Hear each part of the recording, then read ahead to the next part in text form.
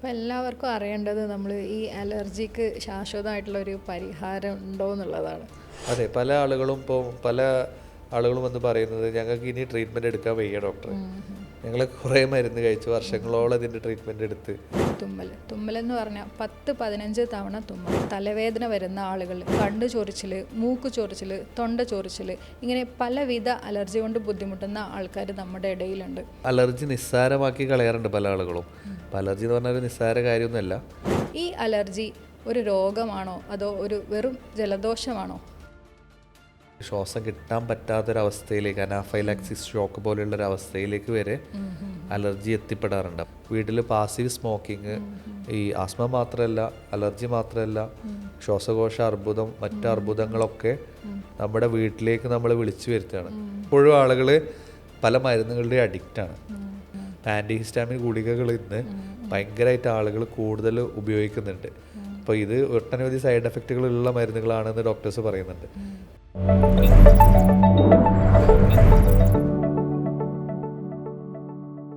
നമസ്കാരം. ഇന്ന് കോടിക്കണക്കിന് ആളുകൾ അലർജി കൊണ്ട് ബുദ്ധിമുട്ടുന്നവരാണ്. അത് ചെറിയ കുട്ടികൾ മുതൽ പ്രായമായ ആൾക്കാരിൽ വരെ. രാവിലെ എണീച്ച ഉടനെ തുമ്മലെന്ന് പറഞ്ഞാൽ 10-15 തവണ തുമ്മ. ചിലപ്പോൾ ബാത്റൂം പോയി മുഖം ഒന്ന് കഴുകി കഴിഞ്ഞാൽ അപ്പം തുടങ്ങും, രാവിലെ എണീച്ച ഉടനെ തുടങ്ങും. അല്ലെങ്കിൽ ചിലപ്പം AC റൂമിൽ കയറുമ്പോൾ മൂക്ക് അടയുന്നതായിട്ട് കാണാറുണ്ട്. അല്ലെങ്കിൽ ചിലപ്പോൾ പുറത്തൊന്ന് പോയി വന്നാൽ, ഒന്ന് വെയിൽ കൊണ്ടാൽ, തലയിലധികം എണ്ണ തേച്ചാൽ ഒക്കെ തലവേദന വരുന്ന ആളുകൾ. അതുപോലെ തന്നെ കണ്ണ് ചൊറിച്ചിൽ, മൂക്ക് ചൊറിച്ചിൽ, തൊണ്ട ചൊറിച്ചിൽ, ഇങ്ങനെ പലവിധ അലർജി കൊണ്ട് ബുദ്ധിമുട്ടുന്ന ആൾക്കാർ നമ്മുടെ ഇടയിലുണ്ട്. ഈ അലർജി ഒരു രോഗമാണോ അതോ ഒരു വെറും ജലദോഷമാണോ? അലർജിയെക്കുറിച്ചുള്ള ഈ വിശദമായ പോഡ്കാസ്റ്റിലേക്ക് എല്ലാവർക്കും സ്വാഗതം. ഞാൻ ഡോക്ടർ ഫാലിഹ അസ്ലം. നമ്മോടൊപ്പം ഇന്ന് അലർജിയെക്കുറിച്ച് ഡിസ്കസ് ചെയ്യാനുള്ളത് doctor Muhammad Aslam, Medicare homeopathy, Vaniyambalam, Malappuram ജില്ല. അപ്പോൾ ഡോക്ടർ വെൽക്കം. അപ്പോൾ നമുക്ക് അലർജിയെക്കുറിച്ചൊന്ന് ഡിസ്കസ് ചെയ്യാം. എന്താണ് ഈ അലർജി? അലർജി ഡോക്ടറുടെ ഇൻട്രോയിൽ പറഞ്ഞ പോലെ തന്നെ ഒട്ടനവധി ആളുകൾ ഇന്ന് ഇതായിട്ട് ബന്ധപ്പെട്ട് ഭയങ്കര ബുദ്ധിമുട്ടുന്നുണ്ട്. അതെ. ഇപ്പോൾ സ്ഥിരമായിട്ട് മരുന്ന് കഴിച്ചുകൊണ്ടിരിക്കുന്ന ആളുകളുണ്ട്, പിന്നെ മടുത്ത് മരുന്ന് നിർത്തിയ ആളുകളുണ്ട്, പിന്നെ ജീവിതത്തിൽ അത് യൂസ്ഡ് ആയി അതൊരു സ്ഥിരം സംഗതി ആയെന്നുള്ളതിൻ്റെ ഭാഗമായിട്ട് അതും കൊണ്ട് ജീവിക്കുന്ന നമ്മുടെ പല സുഹൃത്തുക്കളുണ്ട്. ഇതൊക്കെയാണ് അലർജിയുടെ ഒരു ഒറ്റ വാക്കിൽ പറയുമ്പോൾ നമുക്ക് ഒറ്റ ആളുകളെക്കുറിച്ച്, ഇപ്പോൾ പേഷ്യൻസിനെ കുറിച്ച് നമുക്ക് കാണുമ്പോൾ പെട്ടെന്നുള്ളൊരു കാര്യങ്ങൾ. അപ്പം എന്താണ് അലർജി എന്ന് പറഞ്ഞാൽ ഇത് നമ്മുടെ ശരീരത്തിൻ്റെ ഒരു ഓവർ റിയാക്ഷനാണ്. അപ്പോൾ നമുക്കെല്ലാവർക്കും ചിലപ്പം ഒരു ഉറുമ്പ് കടിക്കും, അപ്പോൾ നമ്മുടെ ശരീരത്തിൽ ഉറുമ്പ് കടിച്ച് തണുത്ത് പൊങ്ങും. അപ്പോൾ ചില ആളുകൾ അതിൻ്റെ ഡബിളായിട്ട് റിയാക്ഷൻ ഉണ്ടാക്കും. അപ്പോൾ ഒരു ശരീരത്തിൻ്റെ ഒരു ഓവർ സ്റ്റിമുലേഷൻ അല്ലെങ്കിൽ ഹൈപ്പർ എക്സാജറേഷൻ അല്ലെങ്കിൽ ഹൈപ്പർ റിയാക്ഷനെയാണ് നമ്മൾ അലർജി എന്ന് പറയുന്നത്. നമ്മളൊരു 10 പേരെ എടുക്കുകയാണെങ്കിൽ ഈ 10 പേര് ഒരു സ്ഥലത്ത് നിൽക്കുന്നതെന്ന് വിചാരിക്കുക. അവർ കുറച്ച് പൊടിയൊക്കെ ഉള്ള ഒരു ഗ്രൗണ്ടിൽ കളിക്കുന്ന സ്ഥലത്ത് നിൽക്കുകയാണെങ്കിൽ ചിലപ്പോൾ 10 പേരിൽ 2 പേര് നല്ല തുമ്മലായിരിക്കും, ബാക്കി 8 പേർക്ക് ഒരു പ്രശ്നം ഉണ്ടാവില്ല. അപ്പം ഓരോ ആളുകളിൽ അതിൻ്റെ റിയാക്ടിവിറ്റി വ്യത്യസ്ത രീതിയിലായിരിക്കും. അപ്പോൾ ആ പൊടിയോടുള്ള സെൻസിറ്റിവിറ്റി ചില ആളുകൾക്ക് ഭയങ്കര കൂടുതലായിരിക്കും. അവരുടെ ശരീരം അതിനെ പെട്ടെന്ന് പ്രതികരിക്കും, തുമ്മി പുറത്ത് കളയാൻ ശ്രദ്ധിക്കും. അപ്പോൾ നമ്മുടെ ശരീരത്തിലേക്ക് നമ്മുടേതല്ലാത്ത എന്തെങ്കിലും കാര്യങ്ങൾ കയറുമ്പോഴോ അല്ലെങ്കിൽ ഒരു അണുക്കൾ കയറുമ്പോഴോ അതിനെ പുറത്താക്കാൻ ശരീരത്തിനൊരു പ്രതിപ്രവർത്തനമുണ്ട്. ഈ പ്രതിപ്രവർത്തനത്തിൻ്റെ ഒരു ഹൈപ്പർ റിയാക്ഷനാണ് ശരിക്ക് അലർജി എന്ന് വേണമെങ്കിൽ നമുക്ക് ഒറ്റവാക്കിൽ പറയാം. Immune response. നമ്മുടെ ഇമ്മ്യൂണിറ്റി കൂടുതലാവുമ്പോൾ അതിന് ഓവറായിട്ട് റെസ്പോണ്ട് ചെയ്യുന്നൊരു സാഹചര്യമാണ്. ഇപ്പോൾ സ്കിന്നിലായിരിക്കും ചില ആളുകൾക്ക് അലർജി, ചില ആളുകൾക്ക് മൂക്കിൽ അലർജി ആയിരിക്കും, തുമ്മലായിരിക്കും, തൊണ്ട ചൊറിച്ചിലായിരിക്കും, കണ്ണ് ചൊറിച്ചിലായിരിക്കും, ചെവി ചൊറിച്ചിലായിരിക്കും. പിന്നെ അത് കൂടുതലായിട്ട് ശ്വാസമുട്ട് പോലെയുള്ള അവസ്ഥകളിലേക്ക് വരെ അത് വഴിവെക്കാം. പിന്നെ പലപ്പോഴും അലർജി നിസ്സാരമാക്കി കളയാറുണ്ട് പല ആളുകളും. അപ്പോൾ അലർജി എന്ന് പറഞ്ഞാൽ ഒരു നിസ്സാര കാര്യമൊന്നുമല്ല. അതിൻ്റെ ഇപ്പോൾ നമ്മുടെ തൊണ്ടയിൽ വന്ന് അടയുകയും അല്ലെങ്കിൽ ശ്വാസം കിട്ടാൻ പറ്റാത്തൊരവസ്ഥയിലേക്ക്, അനാഫൈലാക്സിസ് ഷോക്ക് പോലെയുള്ളൊരവസ്ഥയിലേക്ക് വരെ അലർജി എത്തിപ്പെടാറുണ്ട്. അപ്പോൾ അതിൻ്റെ ചെറിയൊരു തുമ്മൽ തൊട്ട് അനാഫൈലാക്സിസിന് വരെ നമുക്ക് അലർജി എന്ന് വേണമെങ്കിൽ ഒറ്റവാക്കിൽ നമുക്ക് പറയാം. ഓക്കെ. ഇപ്പോൾ ഈ അനാഫൈലാക്സിസ് പറഞ്ഞല്ലോ, ഇത് പലപ്പോഴും മെഡിസിനായിട്ട് റിലേറ്റഡ് ആയിട്ട് കാണുന്നുണ്ട്. അതെ, ഇപ്പോൾ പല മരുന്നുകളും ചിലപ്പം പല ആളുകൾക്കും റിയാക്ഷൻസ് ഉണ്ടാക്കാം. ആ മരുന്നുകളോട് ശരീരം ഓവറായിട്ട് പ്രതിപ്രവർത്തിക്കാം. അങ്ങനെ ഉണ്ടാവുമ്പോൾ ഈ അനാഫിലാക്സിസ് പോലെ ഉണ്ടാവാം.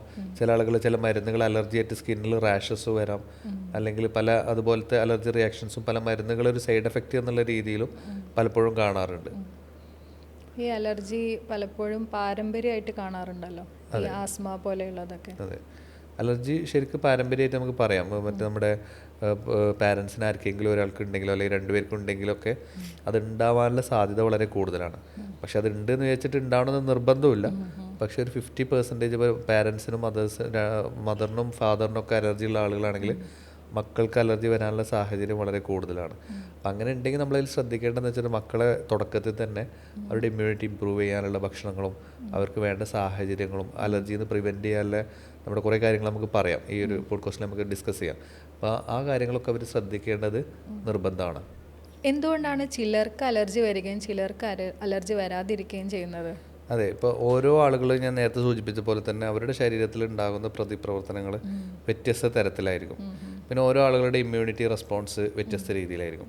അപ്പോൾ അത് കാരണം തന്നെയാണ് പലപ്പോഴും ഒരു വ്യത്യസ്ത രീതിയിലുള്ള കാര്യങ്ങൾ വരുന്നത്.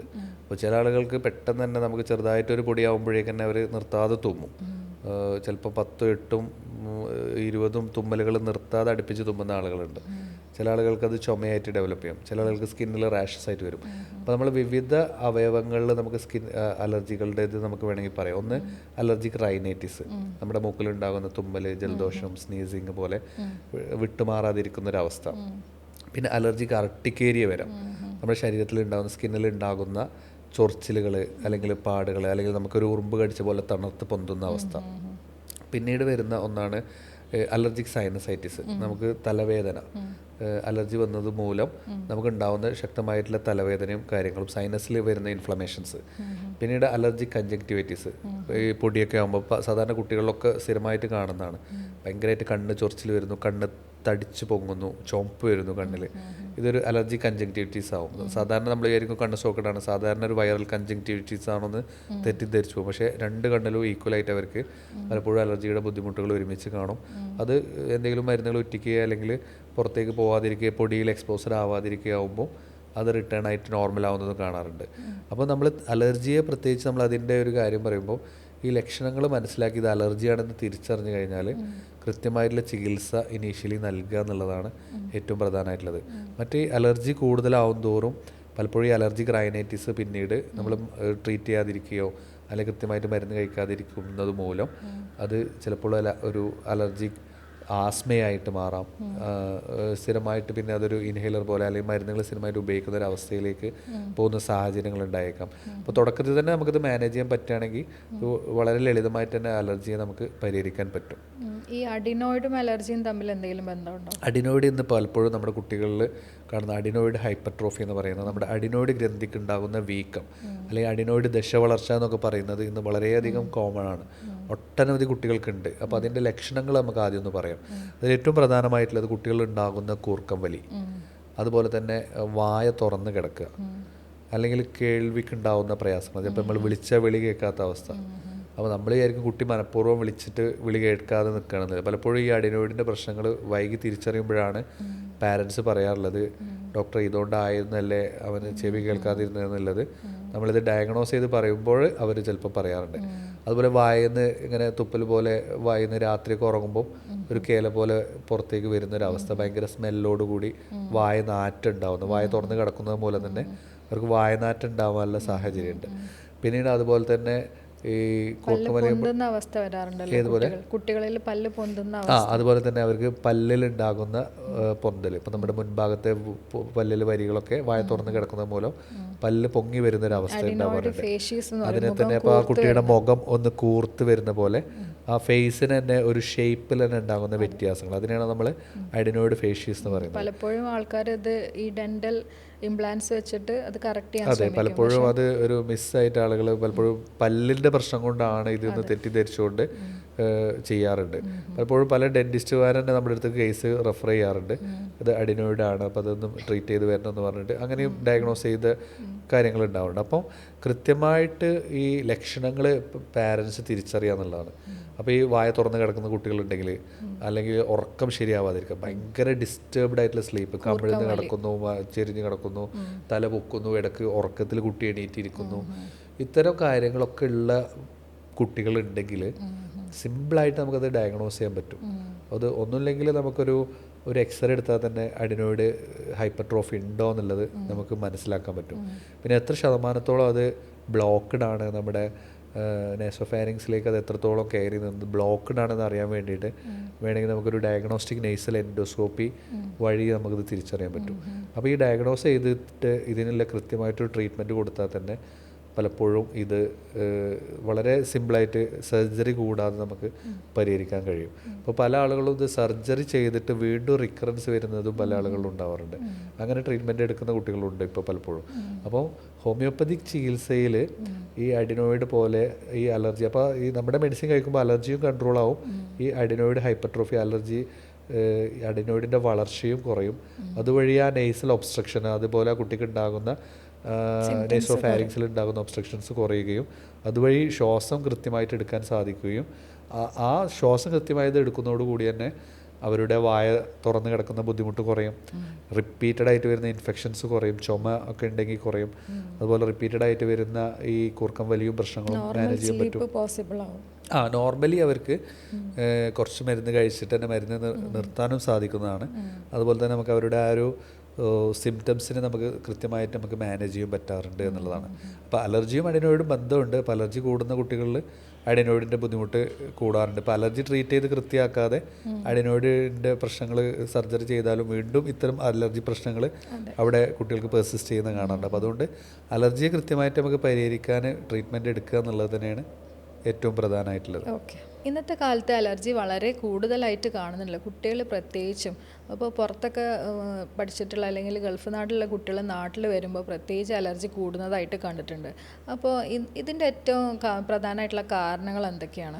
അലർജി ഇന്ന് കൂടുതലാവാനുള്ള കാരണങ്ങൾ, ഒന്ന് നമ്മുടെ അന്തരീക്ഷ മലിനീകരണം, വായു മലിനീകരണം ഇന്ന് ഭയങ്കരമായിട്ട് കൂടുതലാണ്. മുമ്പത്തെ അപേക്ഷിച്ചിട്ട് ഭയങ്കരമായിട്ട് കൂടുതലായിട്ട് നമുക്ക് പറയാം. പിന്നീട് എന്ന് പറഞ്ഞാൽ ഒരു സ്വാഭാവിക പ്രതിരോധ ശേഷി പലപ്പോഴും നമ്മുടെ കുട്ടികളിലൊക്കെ ഇന്ന് കുറഞ്ഞു വരുന്നു എന്നുള്ളതാണ്. അതെന്ന് വെച്ചാൽ മുമ്പത്തെ പോലെ പുറത്തേക്ക് കളിക്കുക, അല്ലെങ്കിൽ കൂടുതലായിട്ട് ആളുകളായിട്ട് കൂട്ടുകൂടുക, അല്ലെങ്കിൽ മറ്റേ മണ്ണിലും ചളിയിലും പുറത്തും വെയിലും മഴയും ഒക്കെ കൊള്ളുന്നൊരു സാഹചര്യം മുമ്പ് കാലഘട്ടത്തിലുണ്ടായിരുന്നു. അപ്പോൾ ഇന്നത്തെ നമ്മുടെ ഒരു തലമുറ തന്നെ നമുക്ക് ആലോചിച്ചാൽ അറിയാം, പുറത്തു പോകുന്നില്ല, ആളുകളായിട്ട് ഇൻട്രാക്ട് ചെയ്യുന്നില്ല, ഇടപെടുന്നില്ല, കൂടുതലൊരു ക്ലോസ്ഡ് ആയിട്ടുള്ള രീതിയിലാണ് അവർ വളരുന്നതൊക്കെ.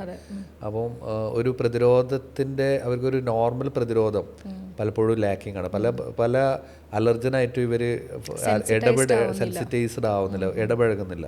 പലപ്പോഴും ഇടപഴകിയാണ് അതിനോടുള്ള ഒരു അലർജിയും പ്രതിപ്രവർത്തനം നമ്മുടെ ഇമ്മ്യൂണിറ്റി ഡെവലപ്പ് ചെയ്യുന്നത്. അപ്പോൾ അതിൻ്റെ ഒരു പ്രശ്നങ്ങൾ ഇന്ന് കാര്യമായിട്ട് നമ്മുടെ പല കുട്ടികളിലും ഉണ്ട് എന്നുള്ളത് തന്നെയാണ്. പിന്നീട് നമ്മുടെ ഭക്ഷണത്തിലുള്ളൊരു പ്രശ്നങ്ങൾ, ഇപ്പോൾ മുമ്പത്തെ സാഹചര്യത്തിൽ ഉണ്ടാകുന്ന ഒരു നാച്ചുറൽ ഫുഡ് ഇന്ന് വളരെ കുറവാണ്. അപ്പോൾ അധികം പ്രോസസ്ഡ് ഫുഡാണ്, പാക്കേജ്ഡ് ഫുഡാണ്, ഇൻസ്റ്റൻറ്റ് ഫുഡുകൾക്കാണ് കുട്ടികൾക്ക് ഇഷ്ടം, താല്പര്യം. രക്ഷിതാക്കൾക്കും എളുപ്പം അതായതുകൊണ്ട് പെട്ടെന്ന് തന്നെ നൂഡിൽസ് ഉണ്ടാക്കി കൊടുക്കുന്നു, സ്കൂളിൽ വരുമ്പോൾ നൂഡിൽസ് ഉണ്ടാക്കി കൊടുക്കുന്നു, അല്ലെങ്കിൽ ബിസ്ക്കറ്റുകൾ കൊടുക്കുന്നു. അതന്നെ അതൊരു കൺട്രോൾഡ് അല്ലാത്ത രീതിയിൽ അമിതമായിട്ട് കൊടുക്കുന്നു. കേക്ക്സ്, പേസ്ട്രീസ്, ബേക്കറീസ്, ഇതിലൊക്കെ കളേഴ്സ് ആഡ് ചെയ്യുന്നു, ഷുഗേഴ്സ് ആഡ് ചെയ്യുന്നു. ഇതെല്ലാം പൊതുവെ ഒരു ഇമ്മ്യൂണിറ്റി കുറയാനും അവരുടെ നോർമൽ ഇമ്മ്യൂൺ റെസ്പോൺസ് കറക്റ്റ് ചെയ്യാൻ അവർക്ക് സാധിക്കുന്നില്ല എന്നുള്ളത് നമ്മൾ മനസ്സിലാക്കണം. അപ്പോൾ ഇതിൻ്റെ പരിഹാരം തേടുന്ന ആളുകളുണ്ടെങ്കിൽ ഈ കാര്യങ്ങൾ ഒഴിവാക്കും കൂടി വേണം. അപ്പോൾ നമ്മൾ ഒഴിവാക്കാൻ പറയുന്ന കാര്യങ്ങളും ജീവിതത്തിലുണ്ടാകുന്ന ശൈലി മാറ്റങ്ങളൊക്കെ നിർബന്ധമായെങ്കിൽ മാത്രമേ ഒരു പരിധി ഇതിനൊക്കെ നമുക്ക് റിട്ടേൺ നോർമലാക്കാൻ പറ്റുള്ളൂ. അപ്പോൾ അതുകൊണ്ട് പാരൻസ് പ്രത്യേകിച്ച് കുട്ടികളുടെ കാര്യത്തിൽ ഈ കാര്യങ്ങൾ ശ്രദ്ധിക്കണം. പിന്നെ മറ്റൊരു റീസൺ എന്ന് പറഞ്ഞാൽ കോവിഡിന് ശേഷം ഭയങ്കര ഡ്രാസ്റ്റിക് ആയിട്ടൊരു ഇമ്മ്യൂൺ ചേഞ്ച് പൊതുവെ നമ്മുടെ സമൂഹത്തിൽ വന്നിട്ടുണ്ട്. ഒരു ഇമ്മ്യൂണിറ്റിയിലുണ്ടായ കുറവ്, ഒട്ടനവധി അലർജി രോഗികൾ നമ്മൾ കോവിഡിന് മുമ്പ് ഒരു 10 കൊല്ലം മുമ്പ് ട്രീറ്റ് ചെയ്തത് അതിൻ്റെ ഒരു 2 വർഷം കൊണ്ട് ആ 10 വർഷം ട്രീറ്റ് ചെയ്തതിലേറെ കൂടുതൽ അലർജി രോഗികളെ നമ്മൾ ട്രീറ്റ് ചെയ്തിട്ടുണ്ട്. അപ്പോൾ അതുകൊണ്ട് തന്നെ അത്രമാത്രം കേസുകൾ കൂടുതലാണ്. അലർജി റൈനൈറ്റിസ് കൂടുതലാണ്, ശ്വാസമുട്ട് കൂടുതലാണ്, അലർജിക് ബ്രോങ്കൈറ്റിസ് കൂടുതലാണ്. അപ്പോൾ വിവിധ അലർജി രോഗങ്ങൾ, അതുപോലെ തന്നെ അർട്ടിക്കേരിയ രോഗങ്ങൾ ഭയങ്കര കൂടിയിട്ടുണ്ട്. അതൊക്കെ ഈ കോവിഡിന് ശേഷം ഒരു പോസ്റ്റ് കോവിഡ് നമ്മൾ മാസ്ക് യൂസ് ചെയ്യാൻ തുടങ്ങി, പലപ്പോഴും സാനിറ്റൈസേഷൻസ് കൂടുതലായി. അപ്പോൾ ഇത് കാരണം തന്നെ നമ്മൾ ഈ സെൻസിറ്റൈസേഷൻ, നമ്മൾ എല്ലാത്തിനോടുള്ള എക്സ്പോഷർ കുറഞ്ഞു. അതെ, അതൊരു കാരണം തന്നെയാണ്. നമ്മൾ ആ ഒരു കൂടുതൽ നമ്മൾ ഇടപഴകി നിൽക്കുമ്പോൾ നമ്മുടെ ബോഡിയിൽ അതിനനുസരിച്ചുള്ള ആൻറ്റിബോഡീസ് ഉണ്ടാവും, നമ്മൾ അതിനോട് ഒരു പ്രതിപ്രവർത്തനം, അതുപോലെ തന്നെ നമുക്കൊരു ഇമ്മ്യൂൺ റെസ്പോൺസ് കിട്ടും.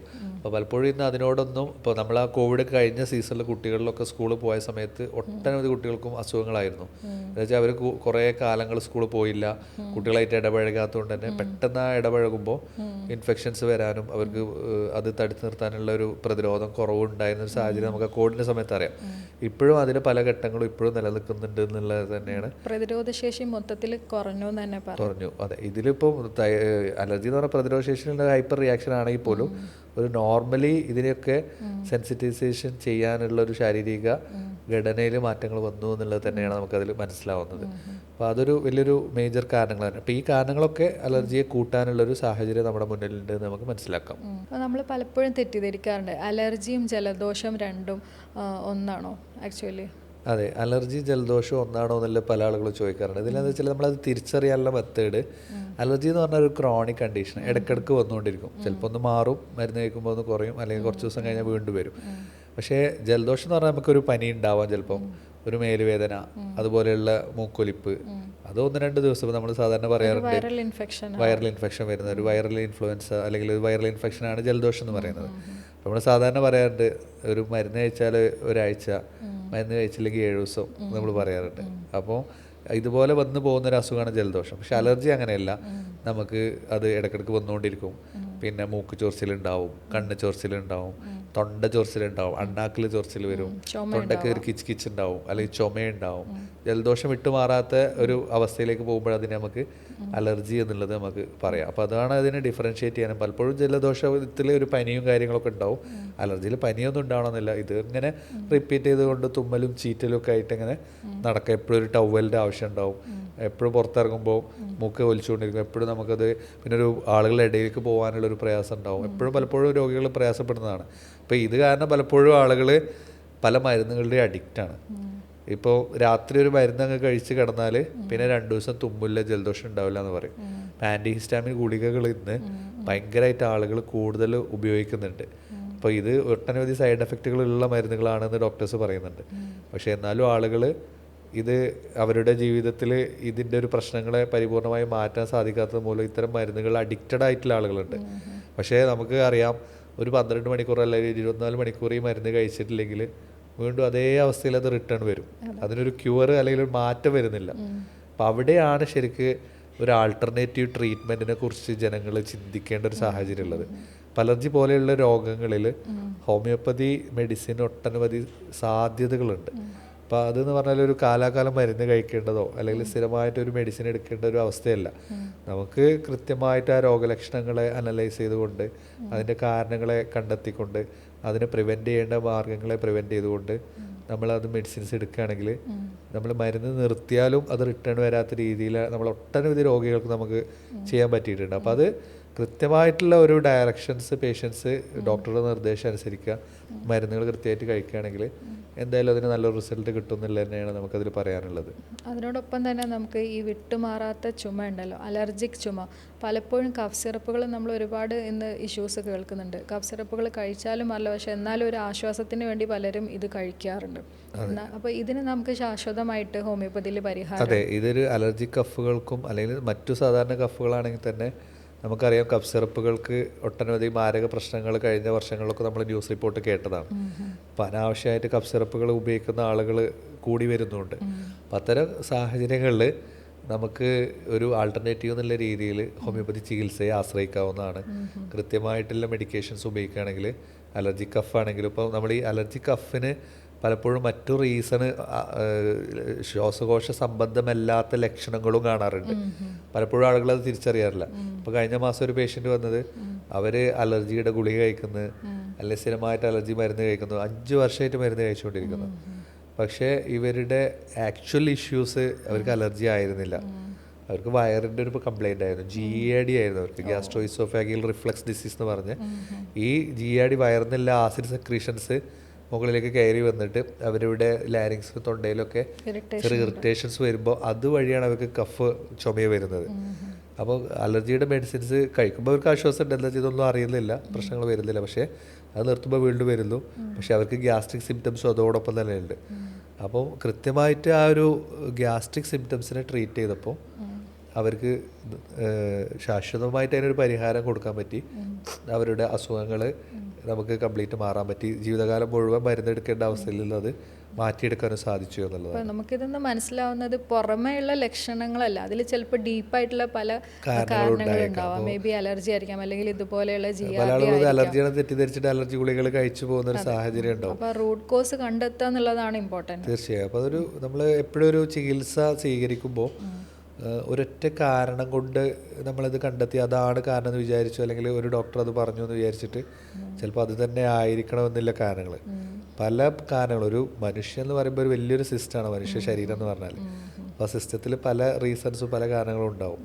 അപ്പോൾ ആ കാരണം കൃത്യമായിട്ട് ഡയഗ്നോസ് ചെയ്ത് അതിനനുസരിച്ചുള്ള ഒരു ചികിത്സാവിധി സ്വീകരിക്കുമ്പോൾ അതെന്തായാലും ആ പേഷ്യൻസിന് ഗുണമേ ചെയ്യുള്ളൂ എന്നുള്ളതാണ്. പലപ്പോഴും ചെറിയ കുട്ടികളൊക്കെ സ്കൂളിലൊക്കെ പോയി കഴിഞ്ഞാൽ ഈ ബോർഡിലുള്ള ഡസ്റ്റൊക്കെ, ചോക്ക് പൊടി അങ്ങനെയൊക്കെ കൊണ്ട് പലപ്പോഴും ടീച്ചേഴ്സും പറയാറുണ്ട് ഈ കണ്ണ് ചൊറിച്ചിൽ, അതുപോലെ തന്നെ കണ്ണിൽ നിന്ന് വെള്ളം വരിക. ചിലപ്പോൾ ചൊറിച്ചിലൊന്നും ഉണ്ടാവാറില്ല, വെറുതെ ബ്ലാൻഡായിട്ട് ഇങ്ങനെ വെള്ളം വരുന്ന അവസ്ഥ. അപ്പോൾ ഇതും അലർജിയായിട്ട് ബന്ധമുണ്ട്. അതെ, തീർച്ചയായും. അത് അധികം നമ്മൾ അലർജി കൺജങ്ക്റ്റിവിറ്റീസ് എന്ന് പറഞ്ഞൊരു രോഗാവസ്ഥയാവാനാണ് സാധ്യത പല കുട്ടികളും ഉണ്ടാകുന്നത്. കുട്ടികൾ പൊടിയിൽ കളിക്കുന്നു, അതുപോലെ ചോക്ക് പൊടിയുടെ ഡസ്റ്റ് അലർജി അവരുടെ കണ്ണിലാവുന്നത് മൂലമൊക്കെ കുട്ടികൾ ആദ്യം ജസ്റ്റ് ചെറിയ ചൊറിച്ചിൽ വരും. അപ്പോൾ കണ്ണ് തിരുമ്പും, പിന്നെ കണ്ണിൽ നിന്ന് വെള്ളം വന്നുകൊണ്ടിരിക്കും, കണ്ണ് ചുവപ്പ് കളറും തടിക്കും, ഇത്തരം കാര്യങ്ങളൊക്കെ കാണാറുണ്ട്. അപ്പോൾ പലപ്പോഴും അതിന് നമ്മൾ കണ്ണട വെക്കും.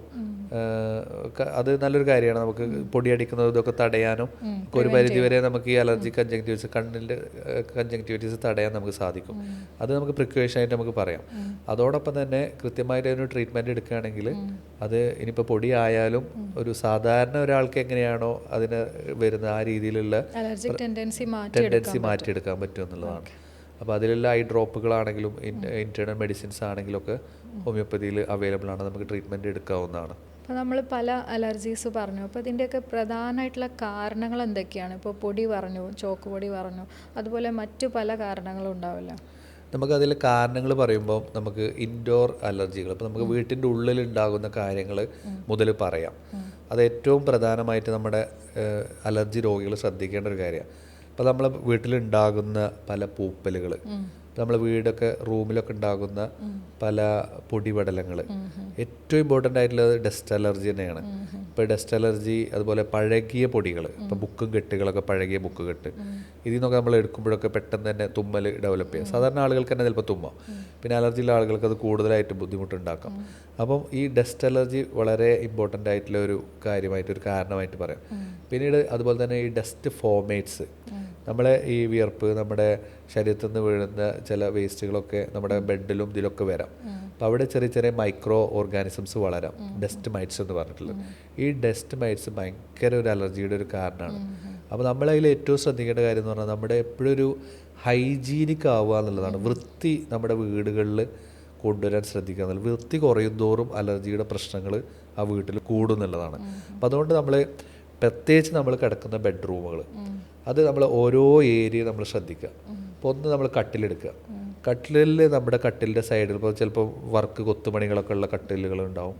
അതുപോലെ നമ്മൾ കട്ടിലിൻ്റെ അടിയിൽ, കട്ടിലിൻ്റെ സൈഡിലൊക്കെ മാറാല, പൊടിപടലങ്ങളൊക്കെ കിടക്കുന്നുണ്ടാവും. അല്ലെങ്കിൽ ഈ നമ്മൾ ഈ വർക്കുകളൊക്കെ ചെയ്തതിൻ്റെ ഇടയിലൊക്കെ പൊടിയുണ്ടാവും. അപ്പോൾ നന്നായിട്ട് നനച്ച് തുടച്ചെടുത്ത് ഡ്രൈ ആക്കി വൃത്തിയാക്കി വെക്കുക എന്നുള്ളതാണ് കട്ടിലിൻ്റെ കാര്യത്തിൽ. പിന്നെ നമ്മുടെ ബെഡിൻ്റെ കാര്യത്തിൽ, ബെഡിൽ ഏറ്റവും പ്രധാനമായിട്ട് ശ്രദ്ധിക്കേണ്ട ഒരു കാര്യം എന്ന് പറഞ്ഞാൽ നമ്മുടെ കമ്പിളിപ്പുതപ്പുകളുടെ ഉപയോഗം. ഇന്ന് പല ആളുകൾക്കും നമ്മൾ പല പേഷ്യൻസിനും അഡ്വൈസ് ചെയ്യുമ്പോൾ ഭയങ്കര മാറ്റം കണ്ടൊരു കാര്യമാണത്.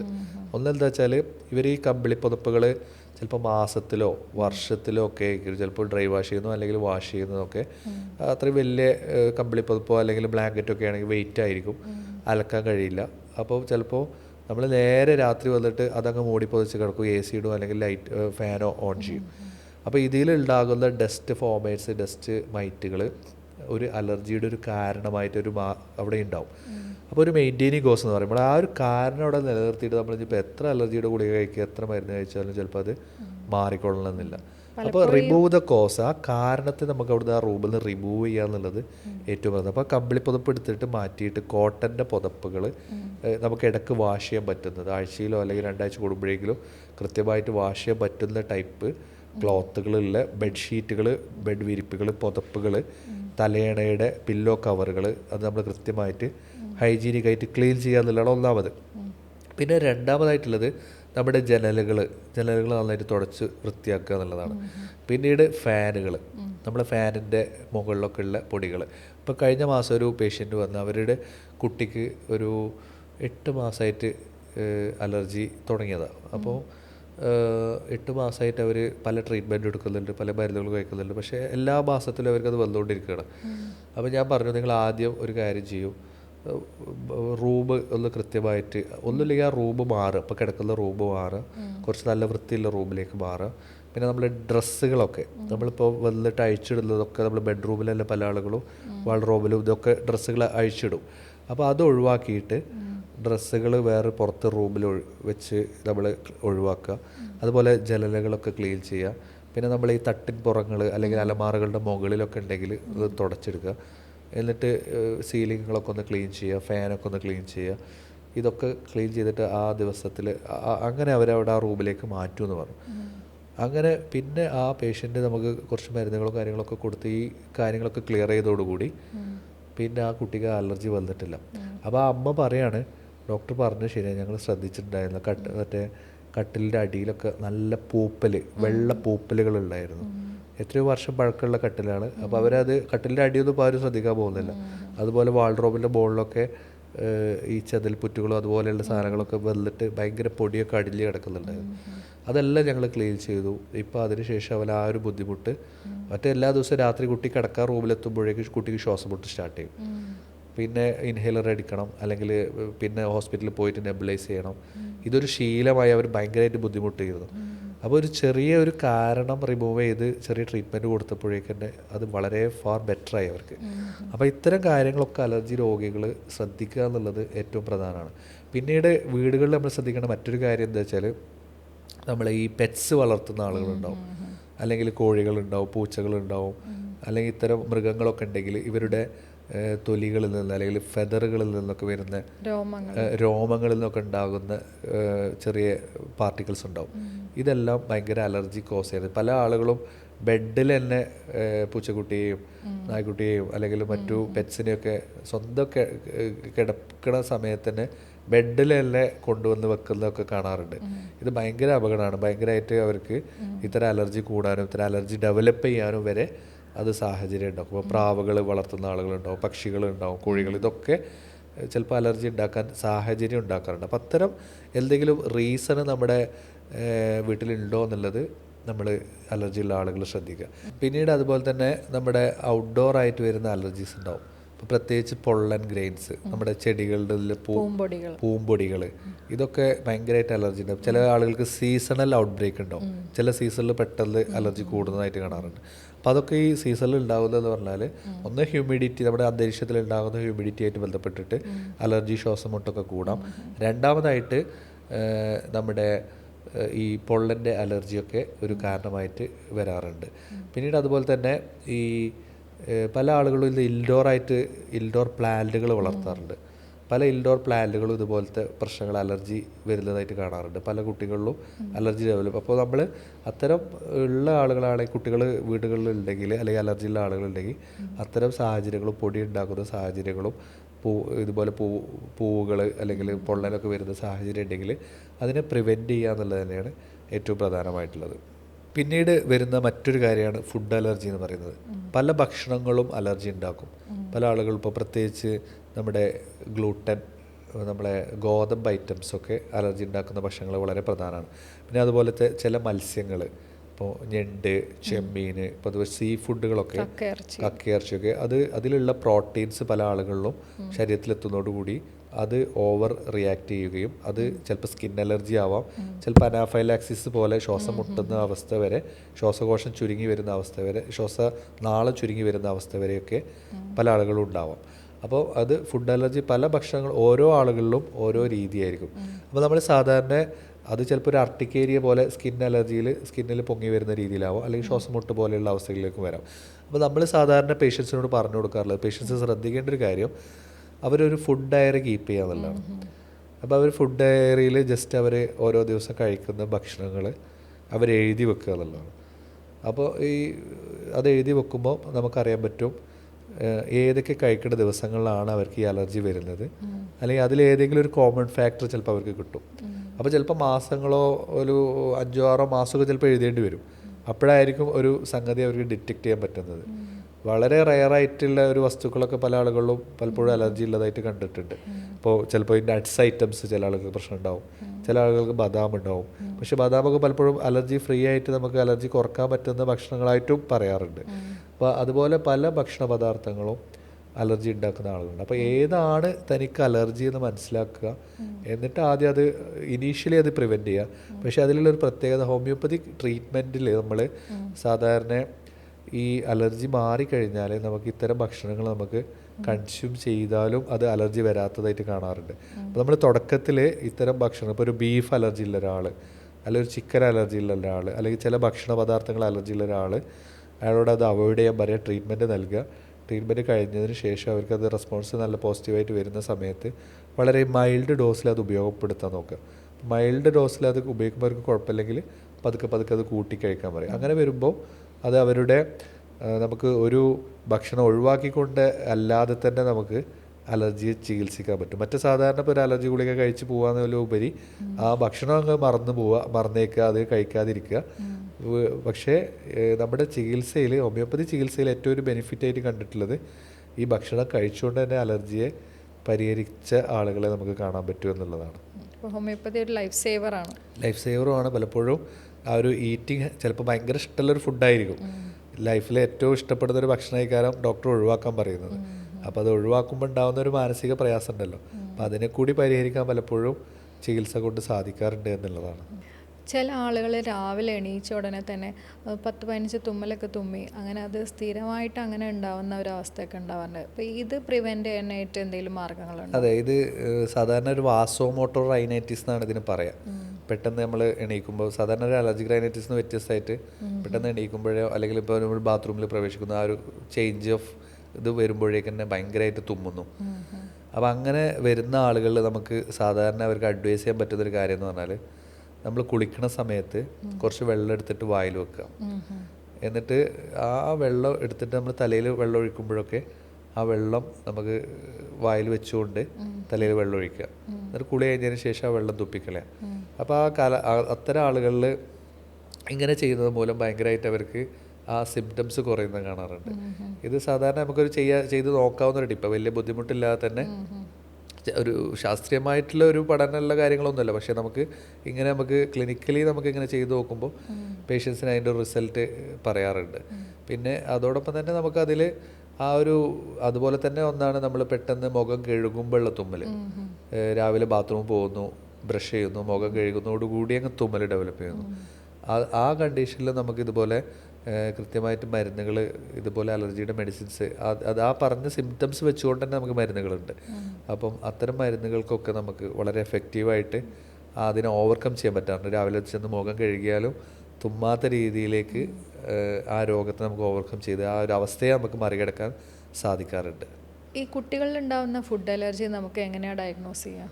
കുട്ടികളുടെ ഫുഡ് അലർജി സാധാരണ നമ്മൾ മനസ്സിലാക്കുന്നുണ്ട്, ഭക്ഷണം പുതിയതായിട്ട് ഇപ്പോൾ എന്തെങ്കിലും ഒരു ഭക്ഷണം കഴിച്ചിട്ടുണ്ടെങ്കിൽ ആ കഴിച്ച ഉടനെ ഉണ്ടാകുന്ന ഒരു റിയാക്ഷൻസ്, ചിലപ്പം ചുണ്ടുകൾ തടിച്ചു പൊങ്ങും, അല്ലെങ്കിൽ സ്കിന്നിൽ ഭയങ്കര റെഡ് റാഷസ് ഒക്കെ വരും, ചൊറിച്ചിൽ വരും, അതുപോലെ വയറിന് ബ്ലോട്ടിങ് വരും, വയറിളക്കം വരും, ഛർദി വരും.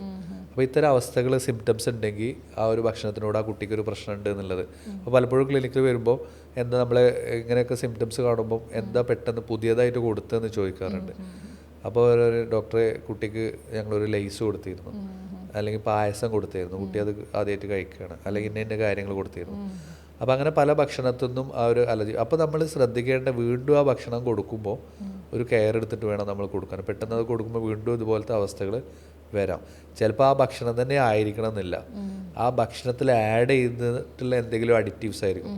അപ്പോൾ പല ആളുകളും നമ്മളോട് പറയുന്നതാണ്, ഡോക്ടർ ഞങ്ങൾ വീട്ടിൽ നിന്ന് ബിരിയാണി ഉണ്ടാക്കി കഴിച്ചാൽ ഞങ്ങൾക്കൊരു പ്രശ്നമില്ല, അലർജി ഇല്ല. പക്ഷേ ഞങ്ങൾ പുറത്തുനിന്ന് ഓർഡർ ചെയ്തോ അല്ലെങ്കിൽ ഇന്ന ഹോട്ടലിൽ പോയിട്ട് നമ്മളൊരു ബിരിയാണി കഴിക്കുകയാണെങ്കിൽ അല്ലെങ്കിൽ ഇന്ന സാധനം കഴിക്കുകയാണെങ്കിൽ അതോടുകൂടി മതിയാവും, അലർജി ആവും, പിന്നെ ഹോസ്പിറ്റലിൽ പോയി ഇഞ്ചക്ഷൻ ചെയ്യേണ്ട അവസ്ഥ വരെ വന്നിട്ടുണ്ടെന്ന് പറയും. അപ്പോൾ ചിലപ്പോൾ ആ പേഷ്യൻറ്റിന് ബിരിയാണിയോ ചിക്കനോ ആയിരിക്കില്ല അലർജി, ഇതിൽ ആഡ് ചെയ്യുന്ന എന്തെങ്കിലും ഒരു പ്രിസർവേറ്റീവ്സോ അല്ലെങ്കിൽ വല്ല കെമിക്കൽസോ അല്ലെങ്കിൽ ടേസ്റ്റ് മേക്കിങ്ങിന് ഉപയോഗിക്കുന്ന വല്ല കാര്യങ്ങളായിരിക്കും അലർജി. അപ്പോൾ അത് കണ്ടെത്താനാണ് ഞാൻ പറഞ്ഞത് വളരെ നമ്മളൊരു ഫുഡ് ഡയറി കീപ്പ് ചെയ്യുക എന്നുള്ളത്. എപ്പോഴും കഴിക്കുമ്പോൾ എന്ത് കഴിച്ചപ്പോഴാണ് ഇങ്ങനെ വന്നിട്ടുള്ളത് എന്നുള്ളത് നമുക്ക് ശ്രദ്ധിക്കണം. അപ്പോൾ നമ്മൾ ഈ ഫുഡ് അലർജിയുള്ള ആളുകളിൽ 3 ഗോൾഡൻ റൂൾസ് നമ്മൾ ഫോളോ ചെയ്യണം ഫുഡ് കഴിക്കുമ്പോൾ. അതിൽ ഒന്നാമതായിട്ടുള്ള ഒന്ന് ഞാൻ പറഞ്ഞത് തന്നെ ഫുഡ് ഡയറി കീപ്പ് ചെയ്യുക. എന്തൊക്കെ കഴിച്ചു, ഏതൊക്കെ ദിവസങ്ങൾ എന്തൊക്കെ കഴിച്ചു, ജസ്റ്റ് ഒന്ന് നോട്ട് ചെയ്ത് വെക്കുക, ഒരു ഡയറി കീപ്പ് ചെയ്യുക എന്നുള്ളത്. രണ്ടാമതായിട്ട് നമ്മൾ ഫ്രഷ് ആയിട്ടുള്ള ഫുഡ് കഴിക്കുക എന്നുള്ളത്. ഇപ്പോൾ പച്ചക്കറികളാണെങ്കിലും പഴങ്ങളാണെങ്കിലും പരമാവധി ഫ്രഷ് ഫുഡ്സ് എസ്പെഷ്യലി വീട്ടിൽ തന്നെ കുക്ക് ചെയ്യുന്നത് കഴിക്കുക എന്നുള്ളത്. അപ്പോൾ നമ്മൾ നേരത്തെ പറഞ്ഞ പോലെ പുറത്തുനിന്ന് കഴിക്കുമ്പോൾ പ്രശ്നങ്ങൾ വരുന്നു, വീട്ടിൽ നിന്ന് കഴിക്കുമ്പോൾ കുഴപ്പമില്ല എന്ന് പറയുമ്പോൾ പരമാവധി ഫ്രഷ് ആയിട്ടുള്ളത് വീട്ടിൽ നിന്ന് പ്രിപ്പയർ ചെയ്ത് കഴിക്കാൻ ശ്രദ്ധിക്കുക എന്നുള്ളത്. മൂന്നാമതായിട്ട് അവർ കഴിക്കുന്ന ഫുഡുകളുടെ ലേബൽസ്, ഇപ്പോൾ നമ്മളൊരു പാക്കറ്റ് ഫുഡ് കഴിക്കുകയാണെങ്കിലോ അതിൻ്റെയൊക്കെ ലേബൽസ് ഒന്ന് നോട്ട് ചെയ്യുക, അതിൽ പുറത്ത് എഴുതിയിട്ടുള്ള ഇൻഗ്രീഡിയൻസ് ഒക്കെ ഒന്ന് നോട്ട് ചെയ്യുക എന്നുള്ളതാണ്. അപ്പോൾ അതിലെന്തെങ്കിലും ഒരു അലർജി ഉള്ള കാര്യങ്ങളുണ്ടാവും. അപ്പോൾ അതന്നെ പലപ്പോഴും ആ പ്രശ്നം ഉണ്ടാക്കുന്ന സാധനമുള്ള കണ്ടന്റ് വീണ്ടും വേറൊരു പദാർത്ഥത്തിൽ നമ്മൾ കഴിക്കുകയാണെങ്കിൽ പലപ്പോഴും അത് അവർക്ക് ചിലപ്പോൾ അലർജി മുഖത്ത് മറ്റു അനാഫിലാസിസ് പോലെയുള്ള അവസ്ഥയിലേക്കൊക്കെ പോകാം. അപ്പോൾ എപ്പോഴും ഒരു പ്രിവെൻഷൻ എന്നുള്ള രീതിയിൽ ഈ ഫുഡിൻ്റെ ഈ കാര്യങ്ങളൊന്ന് കെയർ എടുക്കുക. ഈ ഫുഡ് അലർജിയുള്ള ആളുകൾ ശ്രദ്ധിക്കുക എന്നുള്ളത് അലർജിയുടെ കാര്യത്തിൽ ഏറ്റവും പ്രധാനമായിട്ടുള്ളൊരു കാര്യമാണ്. ഈ അലർജിയും ആസ്മയും തമ്മിലുള്ള ബന്ധം എന്താണ്? അതെ, ഈ അലർജി എന്ന് പറഞ്ഞാൽ നമ്മൾ തുടക്കത്തിലൊരു അലർജിക് റൈനൈറ്റിസ് ആയിട്ടായിരിക്കും തുടങ്ങുന്നത്. ചെറിയ തുമ്മൽ, ജലദോഷം, പിന്നീട് അത് റിപ്പീറ്റ് ചെയ്ത് വരുന്നുകൊണ്ടിരിക്കുന്നു. പിന്നീട് നമ്മുടെ ശ്വാസകോശത്തിൽ ഉണ്ടാകുന്ന ശ്വാസനാളിയിലേക്ക് ഉണ്ടാകുന്ന ചുരുക്കം, അവിടെയുള്ള മ്യൂക്കസ് പ്രൊഡക്ഷൻ, ഇതൊക്കെ വരുമ്പോൾ പിന്നെ ലങ്സിലേക്ക് ശ്വാസകോശത്തിലും കൂടി അലർജി വരുന്നതോടുകൂടി അലർജിക്ക് ആസ്മ ഡെവലപ്പ് ചെയ്യും. അപ്പോൾ പലപ്പോഴും ഇനീഷ്യലി ട്രീറ്റ് ചെയ്യാത്ത കാര്യങ്ങളൊക്കെ ഇതുപോലെ അലർജിക്ക് ആസ്മയിലേക്കും ഒക്കെ വഴിവെക്കാൻ സാഹചര്യമുണ്ട്. അപ്പോൾ പെട്ടെന്ന് തന്നെ നമുക്ക് കൃത്യമായിട്ട് അലർജി ട്രീറ്റ് ചെയ്യുക എന്നുള്ളതാണ് അതിലേറ്റവും പ്രധാനമായിട്ടുള്ളത്. ഈ ഡസ്റ്റ് അലർജി ആസ്മയായിട്ട് മാറുമോ? ഡസ്റ്റ് അലർജിയും ആസ്മയായി മാറാൻ സാധ്യതയുണ്ട്. കൂടുതലായിട്ട് തുമ്മലും കാര്യങ്ങളൊക്കെ കൂടുമ്പോൾ അത് ഭാവിയിൽ ഒരു ആസ്മയാവാനുള്ള സാഹചര്യം കൂടുതലാണ്. ഈ അലർജി കാരണം ആസ്മ ഉണ്ടാവുന്നത് എങ്ങനെയാണെന്ന് വെച്ചാൽ നമുക്ക് അമിതമായിട്ടുള്ള ഹിസ്റ്റാമിൻ എന്ന് പറഞ്ഞ ഹിസ്റ്റാമിൻ റിലീസ് ചെയ്യും നമ്മുടെ ബോഡിയിൽ. ഹിസ്റ്റാമിൻ റിലീസ് ചെയ്യുന്നത് മൂലം നമ്മുടെ ഓവർ മ്യൂക്കസ് പ്രൊഡക്ഷൻസ് ഉണ്ടാവും. ഈ മ്യൂക്കസ് പ്രൊഡക്ഷൻസ് ഉണ്ടാകുമ്പോൾ നമ്മുടെ ശ്വാസനാളിയിൽ ഇത് വന്നിട്ട് അടയും. അപ്പോൾ നമ്മളെ ശ്വാസനാളിയുടെ വ്യാസം കുറയും. അപ്പോൾ അതിനനുസരിച്ച് നമുക്ക് ശ്വാസം എടുക്കാനുള്ള ബുദ്ധിമുട്ടുണ്ടാവും. ഭയങ്കര സ്റ്റേർനെസ് ആയിട്ട് നമ്മൾ ബ്രീത്ത് ചെയ്യേണ്ടി വരും. ഒരു ആസ്മയുടെ ഒരു ലക്ഷണങ്ങളായിട്ട് അത് കാണാം. അപ്പോൾ തുടക്കത്തിൽ തന്നെ അലർജിയെ കൺട്രോൾ ചെയ്യുക, ഹിസ്റ്റാമിൻ കൺട്രോൾ ചെയ്യുമ്പോൾ അതിനനുസരിച്ച് മ്യൂക്കസ് പ്രൊഡക്ഷൻസ് കുറയും. അതൊരു ആസ്മയിലേക്ക് പോകുന്ന അവസ്ഥ നമുക്ക് പ്രിവെൻറ്റ് ചെയ്യാൻ പറ്റുമെന്നുള്ളതാണ്. ഈ ആസ്മ രോഗികൾ വേറെ എന്തൊക്കെ കാര്യങ്ങളാണ് ശ്രദ്ധിക്കേണ്ടത്? ആസ്മ രോഗികൾ പ്രത്യേകിച്ച് നമ്മൾ ഈ അലർജി ഉണ്ടാവും, നമ്മൾ നേരത്തെ പറഞ്ഞ കാര്യങ്ങളൊക്കെ ഇപ്പോൾ വീടുകളിൽ ശ്രദ്ധിക്കേണ്ട കാര്യങ്ങൾ വിശദമായിട്ട് പറഞ്ഞു. പിന്നെ അവരുടെ ഭക്ഷണശീലങ്ങൾ, അമിതമായിട്ടുള്ള പ്രോസസ് ഫുഡും അതുപോലെ ജങ്ക് ഫുഡ്സും അവർ ഒഴിവാക്കുക. പിന്നെ മറ്റൊരു കാരണം എന്ന് പറഞ്ഞാൽ നമ്മുടെ വീട്ടിലുണ്ടാകുന്ന സ്മോക്കിങ്. പലപ്പോഴും ഇപ്പോൾ അവർ വലിക്കുന്ന ആളുകളാണെങ്കിൽ നിർബന്ധമായിട്ടും അത് ഒഴിവാക്കുക. പിന്നെ നമ്മളെ വീട്ടിൽ വലിക്കുന്ന ആരെങ്കിലും ഉണ്ടെങ്കിൽ അവർ പറഞ്ഞ് മനസ്സിലാക്കുക എന്നുള്ളതാണ്. വീട്ടിൽ പാസീവ് സ്മോക്കിങ് ഈ ആസ്മ മാത്രമല്ല, അലർജി മാത്രമല്ല, ശ്വാസകോശ അർബുദം, മറ്റ് അർബുദങ്ങളൊക്കെ നമ്മുടെ വീട്ടിലേക്ക് നമ്മൾ വിളിച്ചു വരുത്തുകയാണ്. അപ്പോൾ ഈ വലിക്കുന്ന ആളുകൾ മാത്രം അനുഭവിച്ചാൽ പോരാ, ഇവരെ വീട്ടിലുള്ള ആളുകളും കൂടി ഇവരുടെ പുക വലി കാരണം നിഷ്കളങ്കരായിട്ടുള്ള മറ്റാളുകളും കൂടി ഈ ഒരു രോഗം അവരെ വീട്ടിലേക്ക് വിളിച്ചു വരുത്തുന്നത് അത്ര തുല്യമാണ്. അപ്പോൾ നമുക്ക് നമ്മുടെ ഫാമിലി മെമ്പേഴ്സിനോട് സ്നേഹം ഉണ്ടെങ്കിൽ നമ്മൾ ക്വിറ്റ് ചെയ്യുക, ആ സ്മോക്കിംഗ് ഒഴിവാക്കുക, നിർബന്ധമായിട്ടും വീട്ടിൽ നിന്ന് വലിക്കാതിരിക്കുക എന്നുള്ളതാണ് ഏറ്റവും പ്രധാനമായിട്ടുള്ള. പൊതുസ്ഥലങ്ങളിൽ എന്തായാലും വലിക്കാൻ പറ്റില്ല, അത് ശിക്ഷാർഹമാണ്. അതേപോലെ തന്നെ അപ്പോൾ വീട്ടിലും നമ്മൾ വലിക്കാതിരിക്കുക എന്നുള്ളതാണ് അതിൽ ശ്രദ്ധിക്കേണ്ടത്. അല്ലാത്ത പക്ഷം ആന്റി ടൊബാക്കോ ഡേ ആണ്. അതെ, ആന്റി ടൊബാക്കോ ഡേ ആണ് മെയ് 31 നമ്മുടെ ആന്റി ടൊബാക്കോ ഡേ ആണ്. അപ്പോൾ അത്തരം ഡേ ഒക്കെ നമ്മൾ മുന്നിൽ വെക്കുന്നത് എന്താണെന്ന് വെച്ച് പറഞ്ഞാൽ ഇത്തരം കാര്യങ്ങളിലേക്ക് നമ്മൾ ഒഴിവാക്കാനും അല്ലെങ്കിൽ ഇതിൽ നിന്ന് പിന്മാറാനുള്ള ഒരു സന്ദേശം കൂടിയാണ് നൽകുന്നത്. അപ്പം അതുകൊണ്ട് ഇത് ആസ്മയുള്ള രോഗികളിൽ ഇതും കൂടി ഒരു കാരണമായിട്ട് നമുക്ക് പറയാവുന്നതാണ്. നമ്മൾ ഈ ആസ്മയിലുണ്ടാകുന്ന വീസിങ് പോലെയുള്ള ഈ മൂളൽ പോലെയുള്ള സിംറ്റംസ് ഉണ്ടെങ്കിൽ ഉടനെ ഡോക്ടറെ കാണേണ്ടതുണ്ടോ? അതെ, അത് പലപ്പോഴും അത് കൂടുതലാവുകയും അല്ലെങ്കിൽ പിന്നീട് അതൊരു ശ്വാസ തടസ്സത്തിലേക്കോ അല്ലെങ്കിൽ സ്റ്റാറ്റസ് ആസ്മാറ്റിക്കസ് എന്ന് പറഞ്ഞിട്ടുള്ളൊരു കണ്ടീഷനിലേക്കൊക്കെ പോകാൻ സാധ്യതയുണ്ട്. അപ്പം അതുകൊണ്ട് ഒരു അലർജി കൂടി ഒരു ആസ്മയിലേക്ക് കാണുമ്പോൾ തന്നെ എത്രയും പെട്ടെന്ന് ഡോക്ടറെ കൺസൾട്ട് ചെയ്തിട്ട് അതിൻ്റെ ട്രീറ്റ്മെൻറ്റ് സ്റ്റാർട്ട് ചെയ്യുക എന്നുള്ളതാണ് ഏറ്റവും അഭികാമ്യമായിട്ടുള്ളത്. അത് നമ്മൾ ചിലപ്പോൾ ചില ഹോം റെമഡീസൊക്കെ വെച്ച് പിടിച്ചു നിർത്താനൊക്കെ നോക്കും, പക്ഷേ അവസാനം അത് കയ്യിൽ നിന്ന് പോകും, ഭയങ്കര ബുദ്ധിമുട്ടാവും, പേഷ്യൻസ് അതിൻ്റെ ബുദ്ധിമുട്ട് അനുഭവപ്പെടും. അതുകൊണ്ട് തന്നെ വളരെ പെട്ടെന്ന് തന്നെ അതിൻ്റെ ട്രീറ്റ്മെൻറ്റ് സ്റ്റാർട്ട് ചെയ്താൽ ആ മ്യൂക്കസ് പ്രൊഡക്ഷൻസ് കുറക്കാൻ പറ്റും, അവരുടെ വീസിങ്ങിലുള്ള ബുദ്ധിമുട്ട് കുറക്കാൻ പറ്റും. പിന്നീട് ഇടയ്ക്കിടയ്ക്ക് വരുന്നത് ഇപ്പോൾ പല ആളുകളിലും പല കുട്ടികളിലൊക്കെ പ്രത്യേകിച്ച് നമ്മൾ കാണാറുണ്ട്, ചില വെളുത്ത വാവിൻ്റെ ദിവസങ്ങളിൽ, കറുത്ത വാവിൻ്റെ ദിവസങ്ങളിൽ, ഹ്യൂമിഡിറ്റി കൂടുതലുള്ള ദിവസങ്ങളിൽ, പൊടി കൂടുതൽ അടിച്ച ദിവസങ്ങളിലൊക്കെ കൂടുതൽ ഈ ആസ്മയുടെ ടെൻഡൻസി കൂടുതലായിട്ട് കാണാറുണ്ട്. ഇത്തരം കണ്ടീഷൻസ് ഒക്കെ നമുക്ക് മരുന്ന് കഴിച്ച് ഹോമിയോപ്പതി മെഡിസിൻസ് ഉപയോഗിച്ചിട്ട് തന്നെ അതിനെ പ്രിവെൻറ്റ് ചെയ്യാനും റിപ്പീറ്റഡായിട്ട് വരുന്ന ഇൻഫെക്ഷൻസിനെ തടയാനും നമുക്ക് സാധിക്കാറുണ്ട്. അപ്പോൾ ഒരു ക്രോണിക് ആയിട്ടുള്ള ഇത്തരം കണ്ടീഷൻസിനെ വളരെ നല്ല രീതിയിൽ തന്നെ ട്രീറ്റ്മെൻറ്റ് ചെയ്ത് നമുക്കതിനെ ക്യൂർ ചെയ്യാനോ അല്ലെങ്കിൽ നല്ല രീതിയിൽ മാനേജ് ചെയ്യാനോ സാധിക്കാറുണ്ട് എന്നുള്ളതാണ്. ഇനി അലർജി കണ്ടുപിടിക്കാനായിട്ട് നമുക്ക് എന്തൊക്കെ ടെസ്റ്റുകൾ ചെയ്യാൻ പറ്റും? അതെ, അതിൽ അലർജിയിൽ ഇപ്പോൾ ഏറ്റവും നമ്മൾ സാധാരണ ഉപയോഗിക്കുന്ന 2 ടെസ്റ്റുകൾ absolute eosinophil count and IgE എന്ന് പറഞ്ഞ ഇമ്മ്യൂണോഗ്ലോബുലിൻ്റെ റിയാക്ഷൻ വെച്ചിട്ട് ടോട്ടൽ IgE റിയാക്ഷൻസ് നോക്കിയിട്ടും നമുക്ക് എത്രത്തോളം അളവിൽ നമ്മുടെ ശരീരത്തിൽ അലർജി ഉണ്ട് എന്നുള്ള ഒരു ബ്രോഡായിട്ടുള്ളൊരു അളവ് നമുക്ക് കിട്ടും. അപ്പോൾ നമ്മുടെ ശരീരത്തിൽ ഹൈലി അലർജിക്കായിട്ട് നിൽക്കുന്ന ഒരു കണ്ടീഷനാണെന്നുണ്ടെങ്കിൽ IgE ഭയങ്കര ഹൈ ആയിരിക്കും. പിന്നെ IgE കൂടുന്ന മറ്റ് കണ്ടീഷൻസ് ഉണ്ട്. വേം കംപ്ലൈൻറ്റിൽ പേഷ്യൻസിനൊക്കെ വേംസ് ഉള്ള കുട്ടികളിലാണെങ്കിലും ചിലപ്പോൾ IgE കൂടുതലായി കാണാം. അപ്പോൾ നമ്മൾ ട്രീറ്റ്മെൻറ്റ് റെസ്പോൺസ് നോക്കുമ്പോൾ IgEയും AECയും ഒക്കെ കുറഞ്ഞു വരാനും അത് നോർമലിലേക്ക് കൊണ്ടുവരാനും മെഡിസിൻസ് ഉപയോഗിക്കുമ്പോൾ നമുക്ക് സാധിക്കും. അപ്പോൾ അതൊരു ടെസ്റ്റായിട്ട് നമുക്ക് പറയാം. പിന്നീട് സ്കിൻ പ്രിക്ക് ടെസ്റ്റുകളുണ്ട്. എന്താണ് നമുക്ക് അലർജി ഉണ്ടാക്കുന്നതെന്ന് അറിയാൻ വേണ്ടിയിട്ട് ആ ഒരു കാര്യം നമ്മൾ ചെറുതായിട്ട് ഇഞ്ചെക്ട് ചെയ്തുകൊണ്ട് സ്കിൻ പ്രിക്ക് ടെസ്റ്റുകൾ നമുക്ക് ചെയ്യാവുന്നതാണ്. ഇത്തരം ടെസ്റ്റുകളാണ് സാധാരണ ഒരു കോമൺ ആയിട്ട് ചെയ്യാറുള്ളത്. അപ്പോൾ ഏതിൽ നിന്നാണ് അലർജി എന്നുള്ളത് മനസ്സിലാക്കാനൊക്കെ അത്തരം ടെസ്റ്റുകൾ നമ്മളെ സഹായിക്കും. പിന്നീട് ഈ നമ്മുടെ നേരത്തെ നമ്മൾ പറഞ്ഞതിൽ വിട്ടുപോയ കാര്യമാണ്, ഇപ്പോൾ വീടുകളിൽ ഉണ്ടാകുന്ന ഈ പാറ്റ, കോക്രോച്ച്, ഇതൊക്കെ ഭയങ്കര അലർജിക്കായിട്ട് കാണാറുണ്ട്. അപ്പോൾ അതിനെ ഒഴിവാക്കാവുന്ന മാർഗ്ഗങ്ങൾ കൂടി നമ്മുടെ ഇൻഡോറായിട്ട് അലർജിയുള്ള വീടുകൾ, അലർജിയുള്ള കുട്ടികളുടെ വീടുകൾ, അല്ലെങ്കിൽ അലർജിയുള്ള ആളുകളുടെ വീടുകളിൽ നമ്മൾ ശ്രദ്ധിക്കേണ്ട ഒരു കാര്യമാണ്. ഈ അലർജിയുള്ള എല്ലാവർക്കും ഈ അലർജിക് ടെസ്റ്റുകൾ ചെയ്യേണ്ട ആവശ്യമുണ്ടോ? അലർജിയുള്ള എല്ലാ ആളുകൾക്കും അലർജി ടെസ്റ്റ് ചെയ്യണം നിർബന്ധമല്ല. റിപ്പീറ്റഡ് ആയിട്ട് ഇത് വരുന്നു, ഇതൊരു പ്രയാസമായിട്ട് അനുഭവപ്പെടുന്നു, അല്ലെങ്കിൽ ഇത് മാറുന്നില്ല, ട്രീറ്റ്മെൻറ്റ് കൊടുത്തിട്ടും അതിനൊരു പോസിറ്റീവ് റെസ്പോൺസ് വരുന്നില്ല എന്നുണ്ടെങ്കിൽ നമുക്ക് അലർജി ടെസ്റ്റുകൾ ചെയ്യാം. പിന്നെ കാരണം കണ്ടെത്താൻ പറ്റാത്തൊരു സാഹചര്യം ഉണ്ടെങ്കിലും നമുക്ക് അലർജി ടെസ്റ്റുകൾ ചെയ്യാവുന്നതാണ്. അപ്പോൾ എല്ലാവർക്കും അറിയേണ്ടത് നമ്മൾ ഈ അലർജിക്ക് ശാശ്വതമായിട്ടുള്ള ഒരു പരിഹാരം ഉണ്ടോ എന്നുള്ളതാണ്.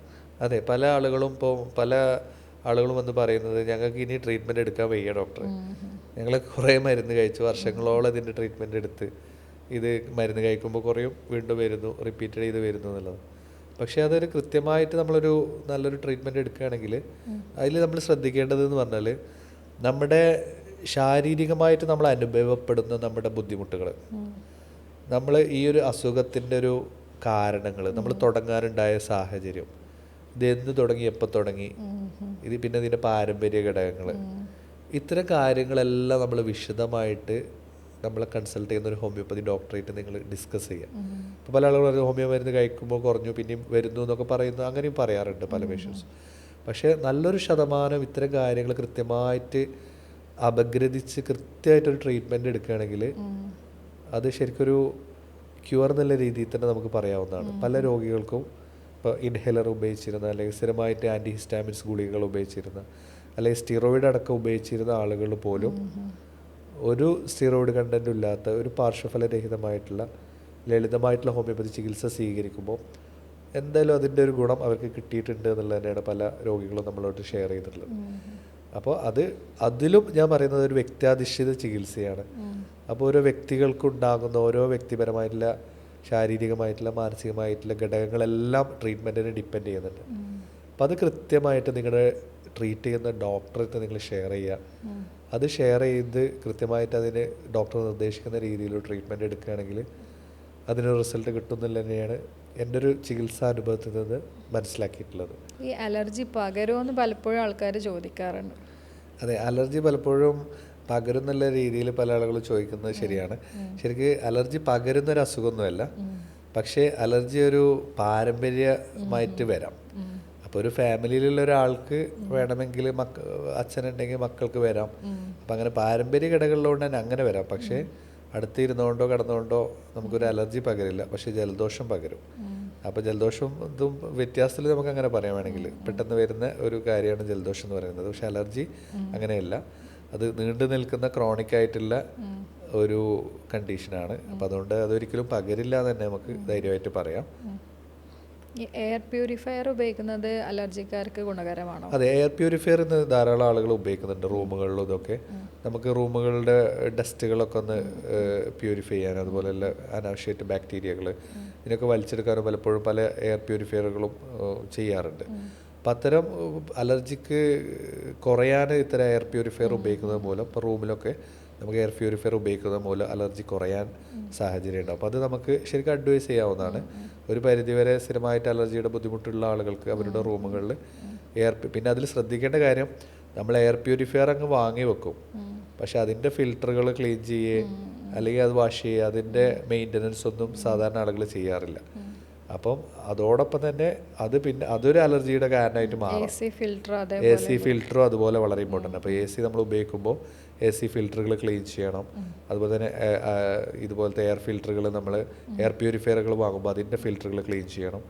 അതും മെയിൻ്റനൻസ് വളരെ ഇമ്പോർട്ടൻ്റ് ആണ്. അങ്ങനെ ആകുമ്പോൾ അത് ഒരു പരിധിവരെ അലർജിക്ക് നമുക്ക് കുറവ് കാണിക്കാറുണ്ട് എന്നുള്ളതാണ്. അലർജി ഉള്ള ആൾക്കാർ ഇത്രയും കാര്യങ്ങൾ നമ്മൾ വീട്ടിൽ തന്നെ ശ്രദ്ധിക്കുകയാണെങ്കിൽ ഒരു പരിധി വരെ നമുക്ക് അലർജി കുറയ്ക്കാൻ പറ്റും. തീർച്ചയായും നമുക്ക് കുറേ മരുന്ന് കഴിക്കുക എന്നുള്ളതിലുപരി ഏതൊരു അസുഖത്തിൻ്റെയും കാര്യകാരണങ്ങളെ മനസ്സിലാക്കുകയും അതിന് എതിരെ എന്താണ് നമുക്ക് ചെയ്യേണ്ടത് എന്നുള്ളത്, ഇപ്പം ഒരു രോഗം ഉണ്ടെങ്കിൽ ആ രോഗത്തെ എങ്ങനെയൊക്കെ എനിക്ക് പ്രിവെൻറ്റ് ചെയ്യാം എന്നുള്ളത് മനസ്സിലാക്കുന്നില്ല. അല്ലാതെ ഒരു രാത്രി ഒരു ഗുളിക കഴിച്ചിട്ട് ഓഫായി കിടന്നുറങ്ങുക എന്നുള്ളതിലുപരി നമുക്ക് ഇതിനെങ്ങനെ പ്രിവെൻറ്റ് ചെയ്യാം, ഗുളിക ഇല്ലാത്തൊരു ജീവിതത്തിലേക്ക് അല്ലെങ്കിൽ മരുന്നുകളില്ലാതെ ഇതിനെങ്ങനെ. നമ്മൾക്ക് ശരീരത്തിന് അത്രമാത്രം പവർഫുള്ളാണ് നമ്മുടെ ശരീരം. മനുഷ്യ ശരീരം എന്ന് പറഞ്ഞാൽ അത്രമാത്രം പവർഫുള്ളായിട്ടുള്ള ഒരു സിസ്റ്റമാണ്. അപ്പോൾ ആ സിസ്റ്റത്തിനെ എങ്ങനെയൊക്കെ ചിലപ്പോൾ ചെറിയ ചെറിയ എററുകൾ ഉണ്ടെങ്കിൽ അതിനെ കറക്റ്റ് ചെയ്യുക എന്നുള്ളതാണ് നമുക്ക് ചെയ്യേണ്ടത്. അല്ലാതെ ഫുൾ ടൈം ആ സിസ്റ്റത്തിനെ അവിടെ ഡെഡാക്കിയിട്ട് അതിന് പകരം മരുന്നുകൾ ഉപയോഗിച്ച് മുന്നോട്ട് പോകുക എന്നുള്ളതിൽ ഒരു ശാശ്വത പരിഹാരമല്ല. അപ്പോൾ അതുകൊണ്ട് അലർജി ഉള്ള ആളുകളാണെങ്കിൽ ഇപ്പോൾ വിവിധ അലർജികൾ നമ്മൾ പറഞ്ഞു. അലർജിക് ഡെർമറ്റൈറ്റിസ്, സ്കിന്നിൽ വരുന്ന allergic urticaria, allergic conjunctivitis, allergic sinusitis, അതുപോലെ തന്നെ അലർജിക് ഫാനിറ്റൈറ്റിസ്, തൊണ്ടയിലുണ്ടാകുന്ന അലർജികൾ, ഇങ്ങനെ വിവിധ രീതിയിൽ അലർജിക് റൈനൈറ്റിസ്, വിവിധ അലർജികൾ നമ്മൾ പറഞ്ഞു. ഇതൊക്കെ ഭയങ്കരമായിട്ട് കൂടി വരുന്നൊരു സിറ്റുവേഷൻ കൂടിയാണ് ഇപ്പോൾ ഉള്ളത്. അപ്പോൾ അതുകൊണ്ട് തന്നെ ഇതിനെ എങ്ങനെ പ്രിവെൻറ്റ് ചെയ്യാന്നുള്ളത് നമ്മൾ പറഞ്ഞ മാർഗ്ഗങ്ങളെല്ലാം നിങ്ങളൊന്ന് പരീക്ഷിച്ച് നോക്കുക. അതിൽ പറ്റുന്നില്ലെങ്കിൽ ഹോമിയോപ്പതിയിൽ അതിൻ്റെ ട്രീറ്റ്മെൻറ്റുകൾ നിങ്ങൾക്ക് ഉപയോഗപ്പെടുത്താവുന്നതാണ്. അപ്പോൾ ഇതുമായിട്ട് ബന്ധപ്പെട്ട സംശയങ്ങളുണ്ടെങ്കിൽ താഴെ കാണുന്ന നമ്പറിൽ നിങ്ങൾക്ക് കണക്ട് ചെയ്യാവുന്നതാണ്, ചാറ്റ് ചെയ്യാവുന്നതാണ്. നിങ്ങളുടെ ഒരു അലർജിയുമായിട്ട് ബന്ധപ്പെട്ടിട്ടുള്ള സംശയങ്ങൾ നിങ്ങൾ അനുഭവിക്കുന്ന സിംറ്റംസ് നിങ്ങൾക്ക് ഇവിടെ. അതെ, ഇപ്പോൾ ഈ ഒരു പോഡ്കാസ്റ്റിന് താഴെ നിങ്ങൾക്ക് വേണമെങ്കിൽ നിങ്ങൾ അനുഭവിക്കുന്ന സിംറ്റംസ് ഒന്ന് നിങ്ങൾക്ക് ടെക്സ്റ്റ് മെസ്സേജ് ആക്കിയിട്ട് ടൈപ്പ് ചെയ്യാവുന്നതാണ്. അപ്പോൾ പല വ്യത്യസ്ത രീതിയിലുള്ള സിംറ്റംസ് പല ആളുകളും അനുഭവപ്പെടാറുണ്ട്. അപ്പോൾ നമ്മളിപ്പോൾ ഡാൻഡ്രഫ് പറഞ്ഞു. അപ്പോൾ ഡാൻഡ്രഫും ഒരു അലർജിയുടെ കാരണമായിട്ട് തന്നെ പലപ്പോഴും വരാറുണ്ട്. അപ്പോൾ നമ്മൾ ഗട്ടിലുണ്ടാകുന്ന ഇൻഫ്ലമേഷൻസ് ഒരു കാരണമാണ്, അതുപോലെ അലർജി മറ്റൊരു കാരണമാണ്. അപ്പോൾ ഈ അലർജിയെ കൺട്രോൾ ചെയ്താൽ തന്നെ പലപ്പോഴും ഡാൻഡ്രഫിനെ കൺട്രോൾ ആവാറുണ്ട്. അപ്പോൾ നമ്മൾ കുറേ ഷാമ്പു വാങ്ങി തേക്കും, കുറേ ഓയിലുകൾ ഇടും, കുറേ മരുന്നുകൾ വാങ്ങി കഴിക്കും. പക്ഷേ ഡാൻഡ്രഫ് മാറുന്നില്ലെങ്കിൽ ചിലപ്പോൾ അലർജി മാറിയാൽ തന്നെ പലപ്പോഴും ഈ ഡാൻഡ്രഫിന് ചിലപ്പോൾ ഒരു മാറ്റം വരാറുണ്ട്. അപ്പോൾ ആ കാരണങ്ങൾ കണ്ടെത്തിയിട്ട് കൃത്യമായിട്ടുള്ള ഒരു ചികിത്സ സ്വീകരിക്കുക എന്നുള്ളതാണ് പ്രേക്ഷകർ ശ്രദ്ധിക്കേണ്ടത്. അലർജി വിമുക്തമായിട്ടുള്ള ഒരു ജീവിതം എല്ലാവർക്കും സാധ്യമാവട്ടെ എന്ന് ആശംസിച്ചുകൊണ്ട് ഇന്നത്തെ പോഡ്കാസ്റ്റ് ഇവിടെ അവസാനിപ്പിക്കുകയാണ്. നന്ദി, നമസ്കാരം.